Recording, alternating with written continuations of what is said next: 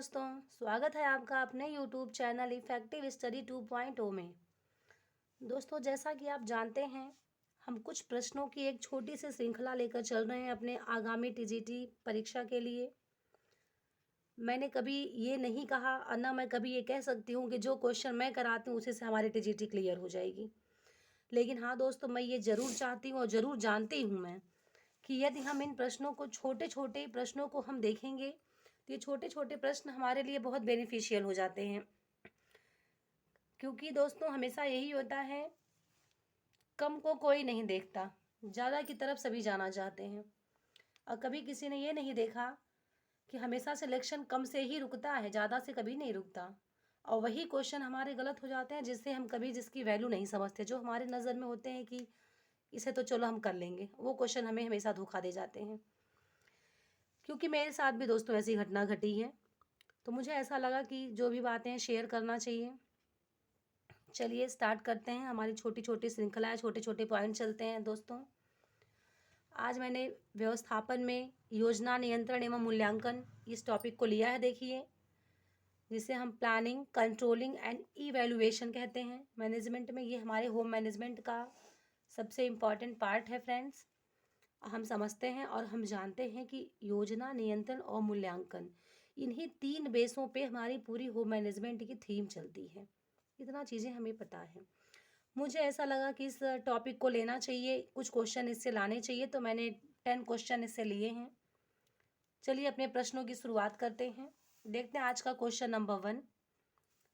नियंत्रण एक प्रशासनिक साहसिक डैश कार्य है। नियंत्रण एक प्रशासनिक साहसिक डैश कार्य है। देखते हैं, ऑप्शन ए कठिन, ऑप्शन बी सरल, ऑप्शन सी चुनौतीपूर्ण एंड ऑप्शन डी जटिल। तो क्या है फ्रेंड्स, देखिए, कभी कभी हम चीज़ों को लेके कंफ्यूज होते हैं। तो ये जो डॉटिंग या डैश के क्वेश्चन, जो हमारे ये फिल इन द ब्लैंक्स वाले पार्ट होते हैं फ्रेंड्स, इसको हम ऐसे भी सॉल्व कर सकते हैं कि हमें यहाँ पे इन वर्डों को रख कर देखना चाहिए कि कभी क्या होता है, जब हमें बिल्कुल नहीं आता ना, तो वहाँ पे जो वर्ड बिल्कुल एग्जैक्ट लगता है कि हाँ ये यहाँ पे सही कार्य कर रहे हैं, उन वर्डों से भी हमें बड़ी हेल्प हो जाती है।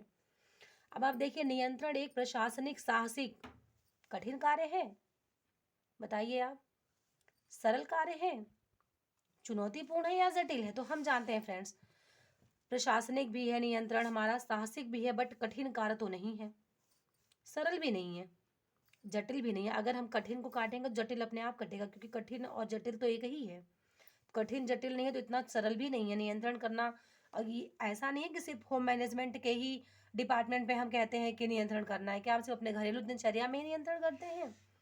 हम जहाँ भी जिस संस्था से जुड़े होते हैं या जो भी कार्य हम करते हैं, नियंत्रण एक अहम पार्ट होता है फ्रेंड्स। तो नियंत्रण एक चुनौतीपूर्ण कार्य है। नियंत्रण एक चुनौतीपूर्ण कार्य है। क्वेश्चन नंबर 1 का ऑप्शन सी चुनौतीपूर्ण होगा फ्रेंड्स। आइए देखते हैं नेक्स्ट क्वेश्चन नंबर 2। मूल्यांकन के उद्देश्य हैं। अब मूल्यांकन बोले तो इवैल्यूएशन। मूल्यांकन क्या होता है फ्रेंड्स? हमने जो कर लिया उसकी जांच करना, यही तो मूल्यांकन है कि हमने क्या किया, कैसा किया, कहाँ से कमी हुई, कहाँ से अधिकता हुई।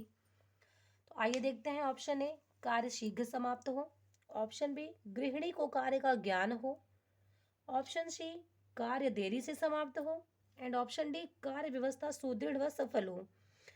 तो इसमें मुझे पता है फ्रेंड्स, ज़्यादा डेफिनेट करने की ज़रूरत नहीं है, क्योंकि ये सभी को पता है कि मूल्यांकन हम इसलिए नहीं करते कि हमारा कार्य जो है वो शीघ्र समाप्त हो जाए। हम इसलिए भी नहीं करते कि कार्य जो है वो देरी से समाप्त हो। लेकिन हाँ फ्रेंड्स, ऐसा नहीं है कि मूल्यांकन सिर्फ इसलिए किया जाता है कि क्या गृहिणी को कार्य का ज्ञान है। ऐसा तो नहीं है कि कोई घर में अगर गृहिणी है, उसको सारे कार्य करने आते हैं, लेकिन अगर वह उसे करने में दक्ष नहीं है, सफलता नहीं है, तो क्या मूल्यांकन का क्या मतलब है, उस मैनेजमेंट का क्या मतलब है? ये भी गलत है। मूल्यांकन का उद्देश्य होता है कि कार्य व्यवस्था सुदृढ़ व सफल हो। तो क्वेश्चन नंबर 2 का ऑप्शन डी राइट आंसर होगा। बढ़ते हैं अपने नेक्स्ट क्वेश्चन नंबर 3 की तरफ। व्यवस्थापन प्रक्रिया का पहला चरण कौन सा है? फ्रेंड्स, ये हम जानते हैं कि व्यवस्थापन की जो प्रक्रिया होती है उसके 3 चरण होते हैं। इतना हमें पता है कि 3 पार्ट होते हैं व्यवस्थापन प्रक्रिया के, बट वो कौन से होते हैं ये भी हमें पता है। नियंत्रण भी होता है, मूल्यांकन भी होता है और योजना भी होती है। बट सबसे पहला चरण क्या है, इसी से आप बताइए। तो क्या फ्रेंड्स हम पहले नियंत्रण कर लेंगे? ऐसा तो है नहीं। और मूल्यांकन भी तो हम पहले नहीं कर सकते, पहले तो हम योजना ही बनाएंगे ना। तो इसका ऑप्शन सी होगा। पहले किसी भी कार्य को करने के लिए फ्रेंड्स प्लानिंग की जाती है, उसके प्लानिंग के अकॉर्डिंग ही हम उस पर फिर कंट्रोलिंग एंड इवेल्युएशन करते हैं। तो चलते हैं अपने क्वेश्चन नंबर 4 की तरफ। योजना बनाने तथा उसे क्रियान्वयन करने के बीच की एक सीढ़ी है, कौन है बताइए? किसी की प्लानिंग करना और फिर उस प्लानिंग के अकॉर्डिंग अपने कार्य को करना, यही तो क्रियान्वयन कहलाता है। क्रियान्वयन क्या होता है कि आपने किसी चीज़ को प्लान कर लिया और प्लान करने के बाद अगर आपने उस प्लान पर कोई वर्क नहीं किया तो उस वह प्लानिंग बेकार है। फिर उसे आप ये नहीं कर सकते कि हाँ मैंने योजना बनाई है। अगर आपने प्लानिंग की हुई है तो उस प्लानिंग के अकॉर्डिंग आपको उस पर चलना होगा, उस पर क्रियाएं करनी होंगी। जब आप उसका क्रियान्वयन करेंगे, उस पर कुछ कार्य करेंगे, तो वही वर्ड जो होता है क्रियान्वयन कहलाता है। अब देखना है योजना बनाने के बीच क्या सहयोग है, बताइए। क्या हम योजना को अपने अगर बिल्कुल पर्टिकुलर वे में हम उसको चला रहे हैं तो क्या सहयोग है? नहीं नहीं फ्रेंड्स, सहयोग नहीं होता। संगठन, जी हाँ संगठन ही है, क्योंकि निरीक्षण और समायोजन ये नहीं है। योजना बनाने तथा उसे क्रियान्वयन करने के बीच में संगठन जो ऑर्गेनाइजेशन होता है वह एक पार्ट होता है, उसको हम एक स्टेयर के लिए काउंट करते हैं। क्योंकि जब हम संगठन करते हैं तभी हमारी जो प्लानिंग होती है वह अपनी बिल्कुल एक वे में चलती है। तो फ्रेंड्स इस क्वेश्चन नंबर 4 का ऑप्शन बी करेक्ट आंसर होगा। चलिए नेक्स्ट क्वेश्चन, अपना क्वेश्चन नंबर 5 देखते हैं। देखिए फ्रेंड्स क्वेश्चन नंबर 5 हमारा आज का, देखिए क्या प्रश्न है। व्यवस्थापन का चरण नहीं है। जैसे कि अभी तो हम चरण ही पढ़ते चले आ रहे हैं, हम तो हमें तो पता है होम मैनेजमेंट के 3 पार्ट हैं। तो इसमें आई थिंक ये बहुत बताने की तो जरूरत नहीं होगी कि चरण क्या नहीं है, क्योंकि इस क्वेश्चन को देखते ही इसका आंसर समझ में आ चुका होगा। व्यवस्थापन का चरण नहीं है तो क्या नहीं है? अब नहीं कहीं भी नहीं है उस फ्रेंड्स, तो पहले हमें एक सर्कल बनाना चाहिए नहीं पे, क्योंकि ये गलतियां होती हैं, मेरे से हुई हैं। मैं ये नहीं कह रही हूँ कि आप सभी ने ये गलती की होगी, आप करते हो, बट मेरे से हुई है। इसलिए मैं अपना ये समझती हूँ कि अगर नहीं है तो भाई पहले नहीं को आप अंडरलाइनिंग कर लो। क्योंकि हम देखते हैं तो हमारे अंदर एक अलग सी उत्तेजना आती है, सेल्फ कॉन्फिडेंस बनता है कि अरे ये तो यही होगा, और हम उस पर टिक करके चले आते हैं। उसके बाद हमें फील होता है कि हमसे गलती हो गई। अब मैं आपके साथ अपना एक्सपीरियंस शेयर कर रही हूँ, ऐसा नहीं है कि मैं सभी के लिए सब कुछ कह दूँ, लेकिन मैं अपने साथ जो गलतियाँ करती हूँ और जो मेरे साथ हुई हैं मैं वह बताना चाह रही हूँ। इसलिए मैं ये नहीं चाहती फ्रेंड्स कि ये गलती मतलब आई थिंक सभी से हो। ऐसा नहीं है कि आप मुझे ही फॉलो करोगे, आपको लगेगा कि हाँ ये जो कह रही है बिल्कुल, लेकिन नहीं, जो मेरे साथ हुई है वो मैं शेयर कर रही हूँ। आगे आप जैसा सोचें, जो आपकी चॉइस हो। देखिए फ्रेंड्स व्यवस्थापन का चरण नहीं है, क्या नहीं है? योजना नहीं है, नियंत्रण नहीं है, कार्यात्मक नहीं है या मूल्यांकन नहीं है। तो हमें पता चल गया कि व्यवस्थापन का चरण कार्यात्मक नहीं है, क्योंकि योजना प्लानिंग है, नियंत्रण हमारा कंट्रोलिंग है, देन मूल्यांकन हमारा इवैल्यूएशन है, जो तो हम पढ़ ही रहे, हमारा आज का टॉपिक ही है planning and controlling and evaluation. तो जो कार्यात्मक है इसका ऑप्शन सी करेक्ट आंसर होगा। देखते हैं आज का क्वेश्चन नंबर 6। मूल्यांकन वह तकनीक है जो किसी व्यक्ति को उसके पास उपलब्ध साधनों परिणामों से अधिक डैश प्राप्त करने में सहायक होती है।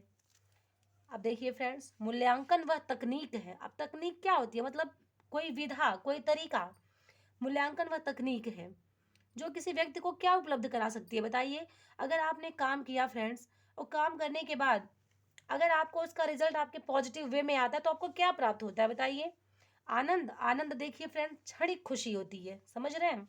अगर किसी ने आपका इवेल्युएशन किया, सपोज दैट आपने कोई कार्य ऐसा किया जो आपको लगा कि हाँ मैंने अपने स्तर पे जाके बहुत अच्छा किया, और किसी से आपने उसका फीडबैक मांगा, था कोई ऐसा जिसने आपका उस चीज़ को देखा और आपने फीडबैक में उसने कह दिया बहुत बढ़िया, बहुत अच्छा काम है, तो आपको क्षणिक खुशी होगी।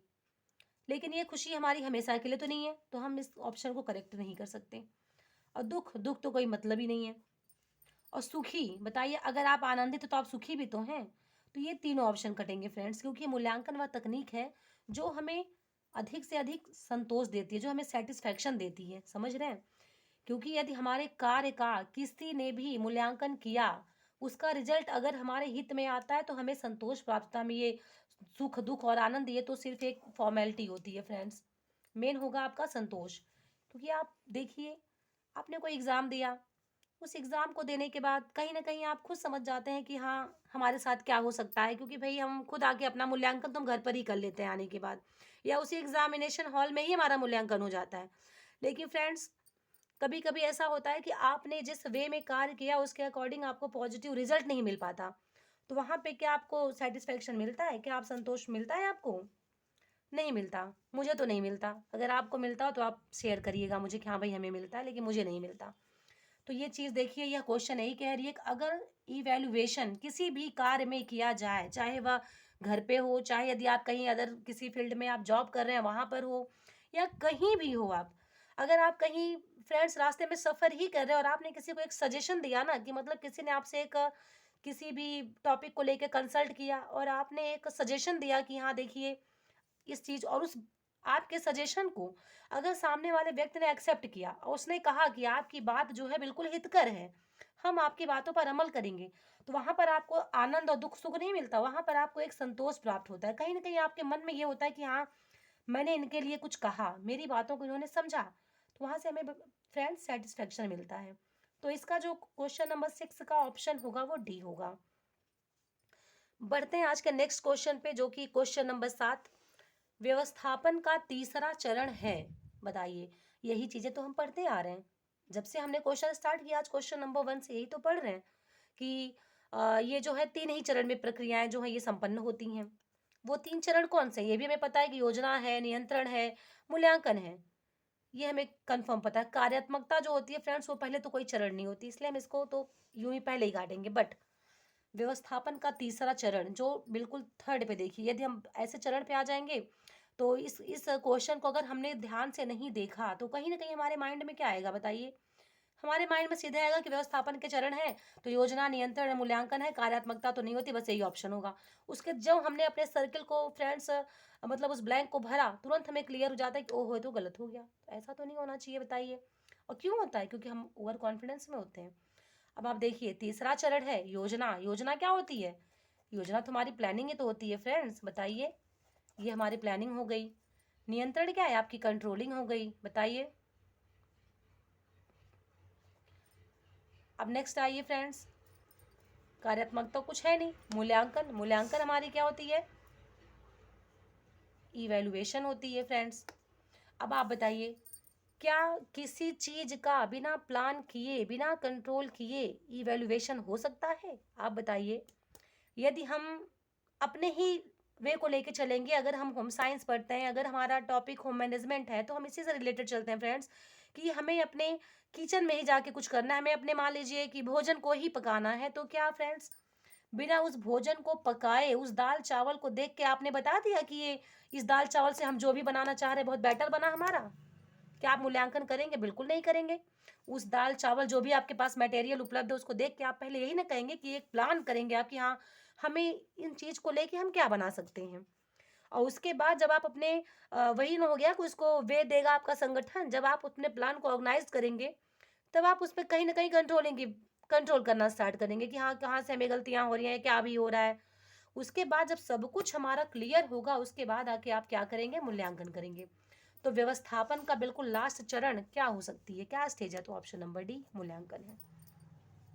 बढ़ते हैं फ्रेंड्स क्वेश्चन नंबर 8, नियंत्रण की अवस्था नहीं है। अब बताइए नियंत्रण की अवस्था क्या नहीं है, बताइए आप। नियंत्रण की अवस्था क्या प्रोत्साहन नहीं है, क्या जांच नहीं है, क्या समायोजन नहीं है, कि कार्य क्षमता नहीं है? फ्रेंड्स बताइए। तो नियंत्रण क्या है? नियंत्रण हमारा कंट्रोलिंग ही है ना फ्रेंड्स, हम तो कंट्रोलिंग ही पढ़ रहे हैं, बताइए। तो कंट्रोल पे देखना है कि कंट्रोल की स्टेज क्या नहीं है, ठीक है। प्रोत्साहन, प्रोत्साहन क्या होता है बताइए आप। कि किसी व्यक्ति को अगर आप प्रोत्साहित करते हो या किसी भी कार्य में प्रोत्साहन बहुत इंपॉर्टेंट भूमिका निभाता है फ्रेंड्स, तो नियंत्रण की अवस्था प्रोत्साहन होती है, ठीक। और जांच भी होती है। अगर हम किसी चीज पे कंट्रोल कब करेंगे? जब हम उस पे जांच करेंगे, जब हम उसको देखने जाएंगे कि यहाँ पे कहीं गलती हो रही है या सही हो रहा है, अधिकता है या कमी है, तभी तो हम समझ पाएंगे ना। तो हम उस जांच के द्वारा ही बताएंगे कि यहाँ पे क्या प्रॉब्लम चल रही है। तो जांच भी इसकी अवस्था होती है।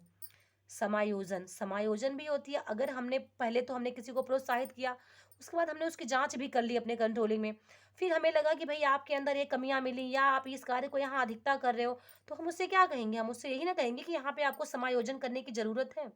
तो नियंत्रण की अवस्था क्या हो गई, समायोजन भी हो गई। तो ये तीनों अवस्थाएं तो हो गई। चूंकि हमसे क्या पूछता है, हमसे पूछ रहा है नहीं है, तो हम जो हैं सभी को कट कर देंगे और जो नहीं है उसको बिल्कुल क्लियर कर देंगे। तो ये जो कार्य क्षमता, ये कोई अवस्था नियंत्रण की नहीं होती, ये तो हमारा लेबल है, इसको तो हमें करना पड़ेगा, तो इसको हम किसी अवस्था में नहीं काउंट कर सकते।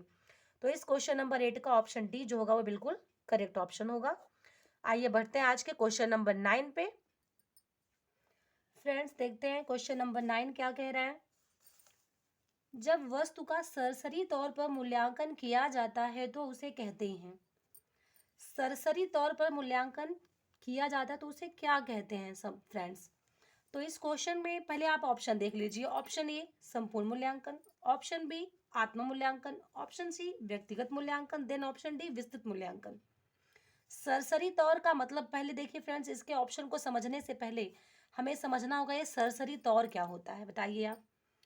तो सरसरी तौर ये होता है कि जैसे मान लीजिए कि आपको किसी चीज को चेक करना है या जो भी है, मैंने कहा या किसी ने भी आपसे कहा कि देखिए इसको, या आपके सामने कुछ पका के रख दिया गया, या कोई एक कॉपी रख दी गई, या कोई एक बुक रख दी गई कि आप देखिए कि इस बुक के जो मैटर हैं क्या बिल्कुल क्लियर हैं, आपको क्या लगता है, तो क्या फ्रेंड्स आप पूरी बुक को पढ़ डालोगे?